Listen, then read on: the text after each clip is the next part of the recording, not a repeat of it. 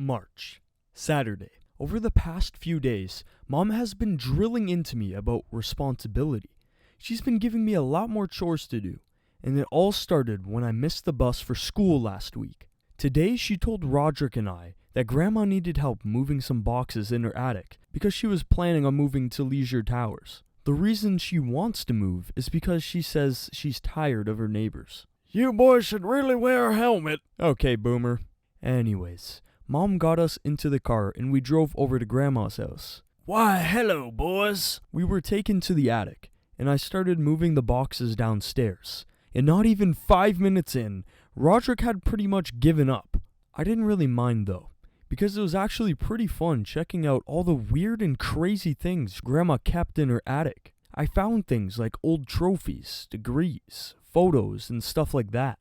But there was this one thing I found that I couldn't identify. It looked like a watch, but I wasn't sure. What's that? Not sure.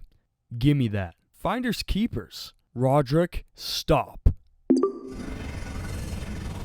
Whoa, what the heck just happened? Rodrick and I were in this weird spiral tube thing before it sped up, and just like that, we were outside, and I felt like I needed to vomit. This was so weird.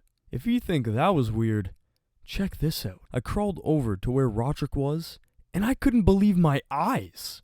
As if one Greg wasn't bad enough. Holy cow! That's me. The watch did this. I bent down to pick it up until...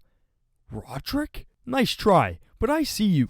Did you have to punch me? No, but it felt good. A little help? Sure. First we should hide the... Hey kids, what do you think you're doing? Uh-oh. Rodrick quickly hung past Greg on his shoulder, and I grabbed the watch, and we started booking it. I don't think I've ever run so fast in my life. I think we lost him. I turned my head around, and that's when I tripped and dropped the watch and knocked Rodrick over with me. Past Greg landed on the ground, and Rodrick and I tumbled down the ledge. By the time we walked back up, I realized that the watch was gone, and that past Greg was too, and it didn't take a detective to put 2 and 2 together. We're so screwed. Monday. It's been a few days ever since we got stuck here. It's been so hard to try and catch a break, because the entire town is searching for me. For about a day, me and Rodrick just strolled around town trying to think of what to do. At one point, we even had a run-in with a rabid raccoon. We thought about heading back to Mom and Dad and staying with them for a bit, but Rodrick insists that if there's any chance of getting us out of here, we have to be independent because Mom and Dad would monitor us. So far, we've been doing a pretty good job of staying under the radar, but we have been spotted a few times. Hey, aren't you that missing Rodrick now? Ugh! The only problem is food. We've tried to stop moving around that much, but that's kind of hard when you have the whole town looking for you. I thought about using Rodrick's wallet to buy food, but I told Rodrick that I was not going another night without food, so we started brainstorming ideas. And then it hit me. Manny's jar of money. Rodrick could go home and ask Manny for a loan while I kept watch. I told Rodrick about it, and he said it seemed a little risky. When can we get started? At the dead of night, Rodrick and I sneaked over to our house. We hid behind a bush and watched the other Rodrick pull out of the driveway. He must be going to a concert or something. After I gave Rodrick the signal, he went over to the front door and just walked in. I couldn't really hear anything they were saying, so I decided to move to the window in Manny's room. I need a loan. How much? As much as you have. I only have $3. Dang it! With $3, we can get some fast food and that's about it. I started to brainstorm what to do next until I heard a van pulling up to the driveway. Hold on, Bill. I forgot to get money to pay for the gas. Uh-oh. That's not good. Who knows what'll happen if the other Rodrick runs into my Rodrick. I ran back to Manny's window and started pounding on the glass to get Rodrick's attention, but he was gone. Bubby? This day just keeps getting better and better. Manny got down from his dresser and started to walk towards the window, and that's when I knew it was time to move. Bubby! I ran back inside the house and noticed the basement door was open. Yes! I still have a chance to get my Rodrick out of... Gotcha, Bubby! I tripped and my chin landed straight on the ground. I was feeling pretty lightheaded, and Manny put a backpack over my head and started dragging me towards his room. After a few minutes of darkness, He took the backpack off, and I was strapped to a chair by a jump rope. What in the... Where am I? This is an interrogation. What? Manny, now isn't the time to play dress up. Zip it! Who's the sock puppet? Sergeant Morris is more than just a puppet. On the 17th of March, you were reported missing. So where have you been, Bubby? Manny, chill out. Shut up, Sergeant Morris! Just then, Manny started to punch himself in the face with the puppet. While he was dealing with his inner battles, I decided to try and escape. Hey, get back here! Haha, yes! I continued to stop my way towards the door, and I did a hard turn straight for Rodrick's basement, until I tripped and the door closed behind me. I rolled all the way down the stairs, and the chair snapped like a twig. I'm pretty surprised the chair was the only thing to break, to be honest. I slowly crawled up the stairs and reached the door. I tried to unlock it, but it was jammed. Then I noticed feet under the door. I watched really carefully, and after a while, I recognized the shoes. They were Rodrick's. Not my Rodrick, though. I probably spent another 30 seconds just sitting there and waiting until I heard something bad. My phone! Manny, don't bump into... Me? I think the drugs are starting to mess with my head. I didn't expect to start hallucinating so early. Drugs, huh? Yeah, I'm a hallucination. In fact, why don't you go and lie down? I heard some footsteps depart, and I started to bang on the door. Rodrick heard me and unlocked the door and helped me back up. Rodrick and I started to walk out the door until I realized something.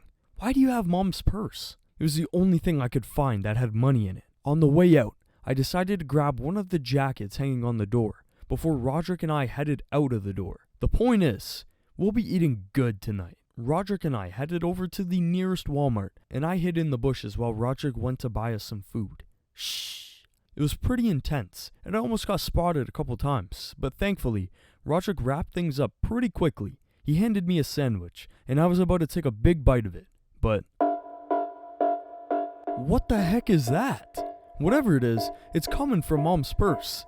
I opened the zip, and I saw this. Oh no, Mom's tracking her phone.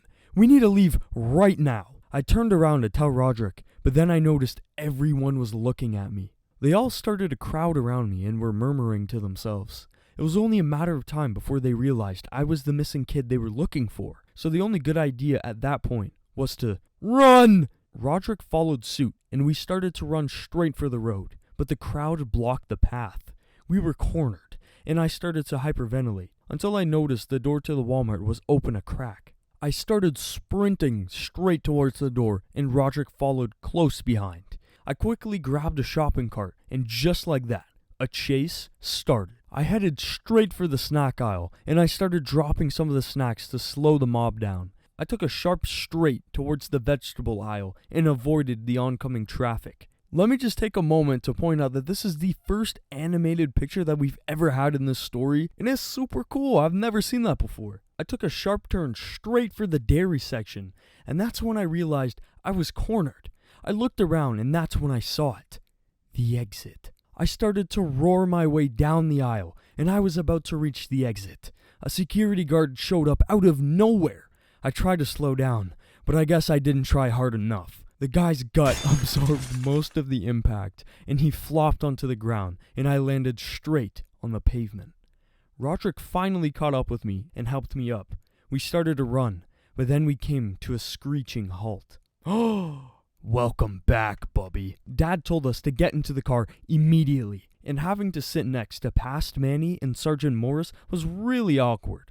Dad started to go on a speech about how irresponsible that was, and that they were worried sick, and that's when it finally hit me, and it hit me like a speeding train. If we really did go back in time, there's a good chance that the pocket watch is still in Grandma's attic. Some gears started turning in my head, and I leaned over to tell Rodrick. My plan was for Rodrick to recline Dad's chair, and then we'd hop into the bushes and escape. At first, Rodrick was a bit hesitant, but it looked like we didn't have a choice. Dad, Bubby and Rodrick are planning. It's now or never.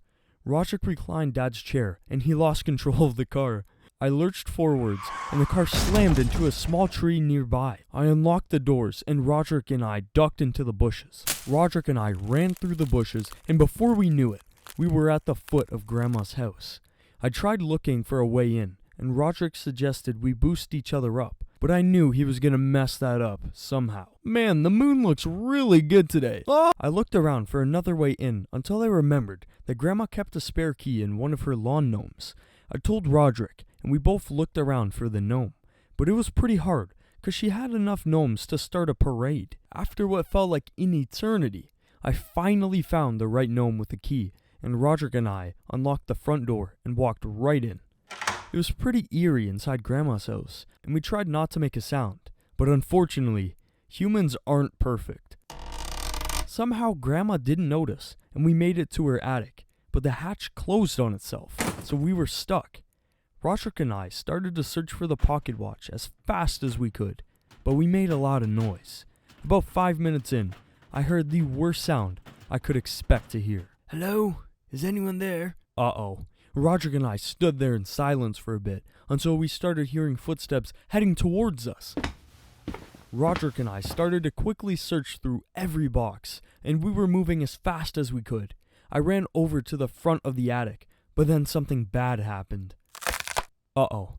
I started trying to pull my leg out, but it wasn't working. I started trying to wiggle my leg out, and Rodrick tried to help out. It wasn't working though, and by the time Rodrick gave up, Grandma was opening the attic hatch. I told Rodrick to search for the watch and to get us out of there as fast as he could, and just when he found the watch, Grandma climbed up.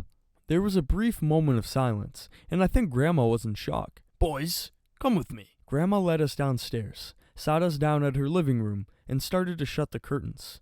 I took my jacket off, and then Grandma cleared her throat. Let me tell you boys a story. Every Friday, my dad would take me out for camping. One time, I had to go find firewood, and that's when I found the watch. I grew more and more dependent of the watch, and then my best friend Ellie tried to take the watch away from me, and I attacked her. I realized the watch was messing with my life, and I decided to hide it. However, I spent the rest of my life trying to figure out where the watch came from. What does it all mean? Grandma started to talk more about how she thought about getting the watch back, but decided to leave the watch behind altogether and just leave it in her attic. But I wasn't interested in that. It was great to finally have some explanation for all of this. But I heard someone coming outside and some movement through the windows, and that was when I heard the doorbell ring. Grandma walked over to the door and motioned Rodrick and I behind a table. Grandma unlocked the door, and guess who it was? Can I help you, officers? Yes, a missing child was reported to be in this area. Oh man, of course the police showed up. They began to question Grandma, and things were going well until I knocked over one of Grandma's lamps. Why do I always create noise at the worst possible time? It's like I'm some fictional character in a book or something. Thankfully, cops can't search a house without a "You've gotta be kidding me!" The cops started to head straight for the room, and I slammed the door shut and locked it. Rodrick, get the watch! Rodrick grabbed the watch off of the coffee table, and he started to run over to me, but slipped. The watch slammed straight into the ground and started to go nuts. The cop shot the lock and unlocked the door, and a green light filled the entire house. I could hear a humming sound, and it slowly got louder, until I realized where it was coming from. The hands on the watch were spinning extremely fast, and the watch was shaking uncontrollably. I think, it's gonna blow! A burst of green and blue light appeared, and then me and Rodrick got sucked into the watch. Brother, our machine actually... Who was that? Hey, wait a minute. Rodrick and I kept entering and leaving different moments in time, and I felt like I was gonna puke. I tried to hold it in, but I'm only human. We continued to travel through time, and all of a sudden, we started spinning through a vortex, and my body started stretching and contorting. I started to see visions of these tall people, and they all looked at me and started to say something, but it was muffled. And just then, one more portal opened, and Rodrick and I slammed straight into Grandma's attic.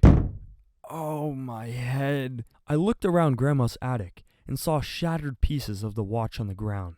Rats! That was our only way of sending him back. Who said anything about sending me back? Uh-oh. It's past Greg. I love it here. There's no Rodricks in sight. Wow. Even for me, that's harsh.